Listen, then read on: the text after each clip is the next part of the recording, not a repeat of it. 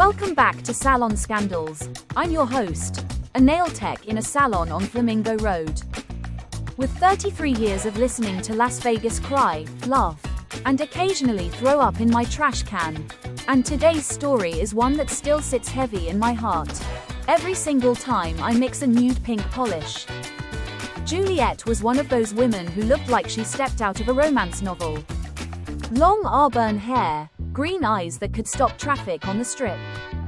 And the kind of quiet elegance that made you want to speak softer around her. She had been my client for almost 8 years. Every 3 weeks on a Thursday at 2 p.m, like clockwork. Always almond shape, always soft rose or barely their beige. Nothing that screams for attention. She used to say with a shy smile, "I get enough attention at home." For years I thought that little laugh meant she was blissfully married. Turns out, it meant she was drowning. It was a Wednesday in September with the kind of dry heat that makes your soul tired. Juliette came in an hour early, which never happened.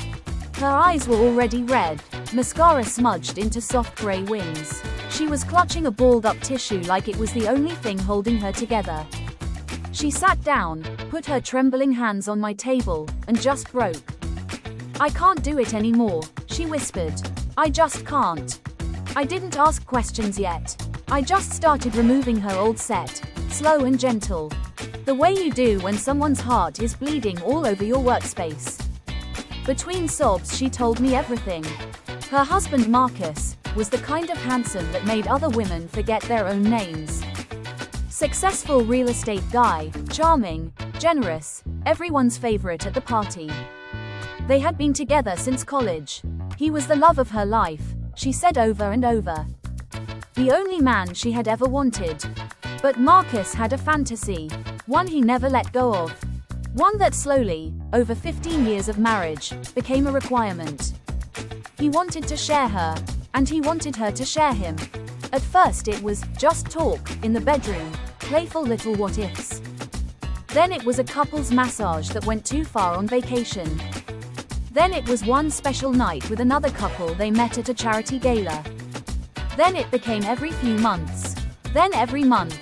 Then he started planning entire weekends around it. The part that destroyed me, the part she could barely get out through the tears, was how clever he was about it. He never forced her, he made her feel like she was the one in control. Like she was the queen choosing her court. He would find beautiful women online, at events, at the gym.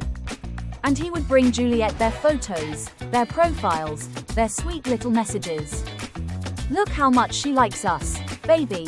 Look how pretty she thinks you are. We only do this if you say yes. You have final approval, you pick." And every time, Juliette, desperate to keep the man she loved more than air, would say yes. She told me about the luncheons, the meet and greet brunches, where she would sit across from some stunning 28-year-old and smile while her stomach turned inside out. She had to look the woman in the eye, ask polite questions, pretend she was excited. And when the woman left the table to use the restroom, Marcus would squeeze Juliette's hand under the table and whisper, "She's perfect. Babe, you did so good. This is why I'll never love anyone the way I love you." That Wednesday, she had just come from the final one. A rooftop restaurant, bottomless mimosas, a gorgeous blonde influencer, who kept calling Juliette, queen, and touching Marcus's arm.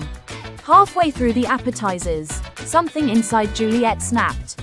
She excused herself, walked to the bathroom, looked in the mirror, and started shaking so hard she couldn't breathe.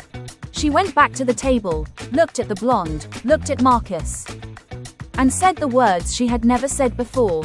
"I'm done. I don't want this anymore. I don't want any of it. Please don't contact me again." Then she told Marcus, right there in front of the confused influencer, "I love you. I have always loved you.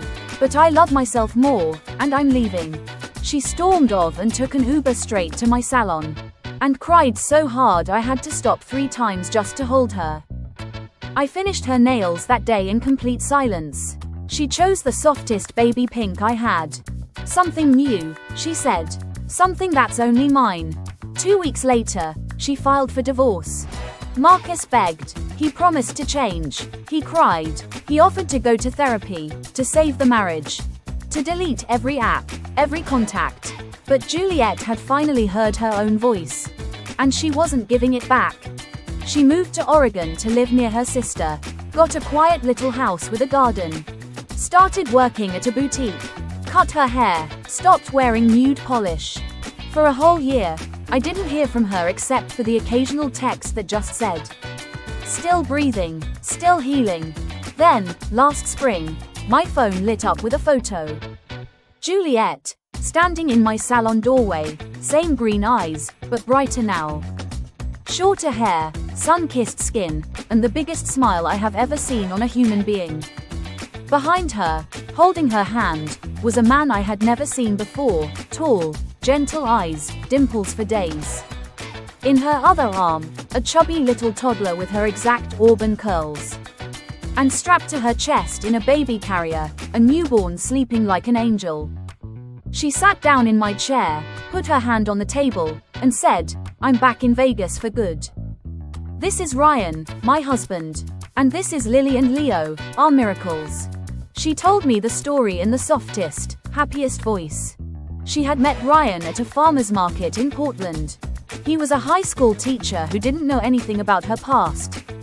Didn't care about designer handbags or Vegas nightlife. He just saw a woman buying too many peaches and offered to carry her basket. They dated slowly, talked about everything. When she finally told him the whole truth about her marriage, he didn't flinch. He just held her and said, "Thank you for trusting me with your story. I'm honored to be the man who gets to show you what real love looks like." They got married on the Oregon coast with 20 people and wildflowers. She wore pale pink. He cried when he saw her. And now they live in Summerlin with their 2 perfect babies. And every 2 weeks on Thursday, Juliette still comes to see me. Same chair, same time. Only now she gets bright coral, or soft lavender, or sometimes glitter so loud it could stop traffic. And every time she leaves, she hugs me and whispers, "Thank you for the day you let me fall apart in your chair." It was the day I finally put myself back together. So if you're listening and you're stuck in a life someone else designed for you, hear me loud and clear. You are allowed to choose yourself. You are allowed to walk away. You are allowed to start over, no matter how late it feels. Because sometimes the greatest love story isn't the one that lasts forever. It's the one that teaches you how to love yourself enough to leave. This is Salon Scandals, where sometimes the happiest endings start with the ugliest tears.